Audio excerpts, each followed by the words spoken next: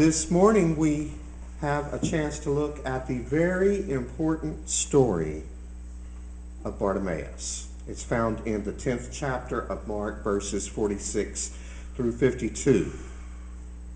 At first glance, we may not think it's so important, or at least not so different than so many of the other stories in the Gospels. Just one more healing story, right?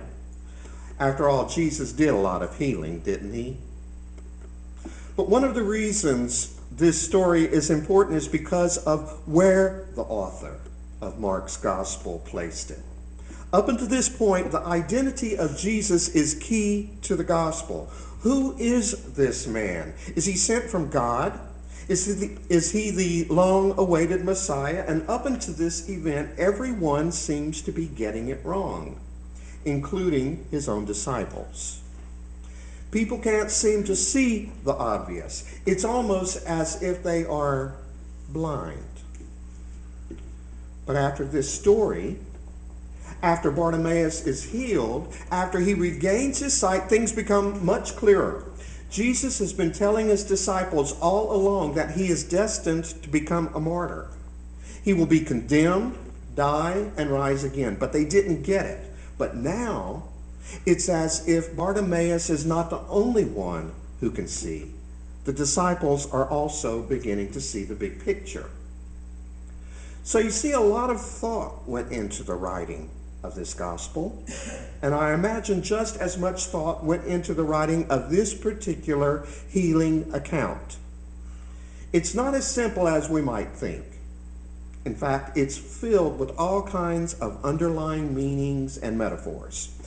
So let's let go of the idea that it's a simple healing story and dig a little deeper to find out what this story could mean for you and me. One approach might be one that's used by journalists. When faced with a potential story, they come at it with a few basic questions, some of which are who, what, why, and how. So let's try that approach. Who was healed? A blind man. Surely he was more than someone who couldn't see, wasn't he? Well, of course he was.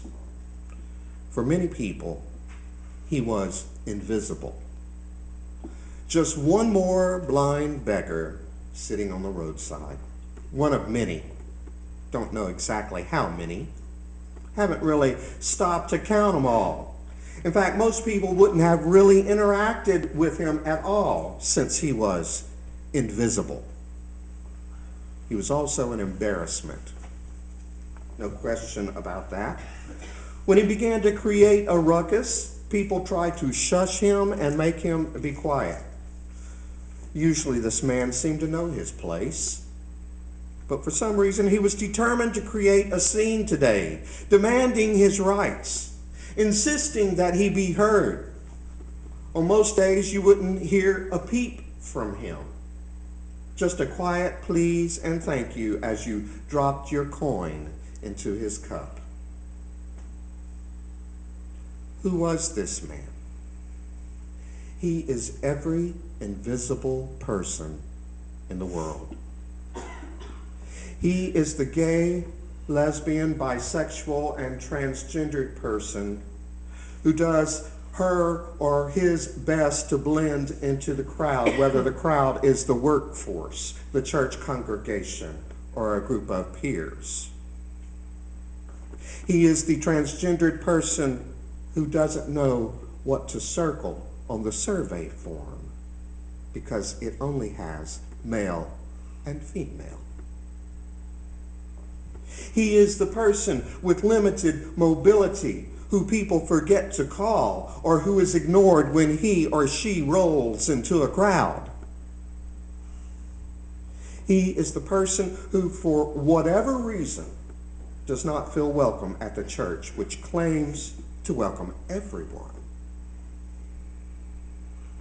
This man, Bartimaeus, is each and every one of us who have ever felt disconnected from God.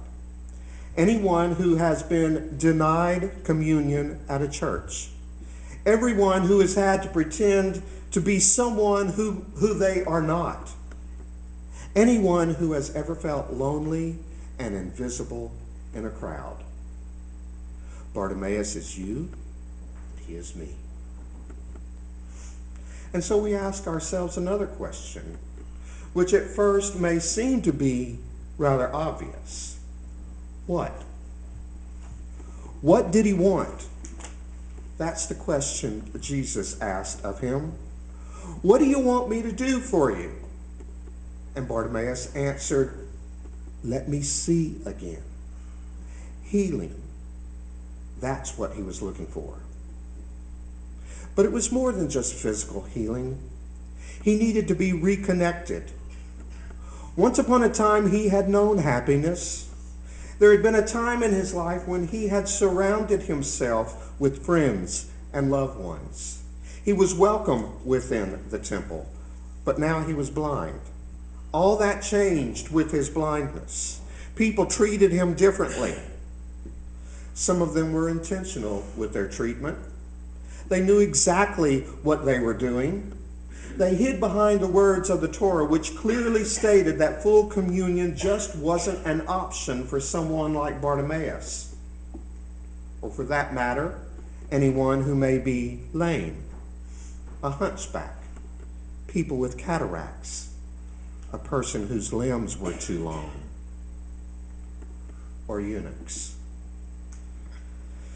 These people are like those who toss to you and me the 6 verses in the Bible, which, if twisted, can be used to deny full fellowship with the LGBT community.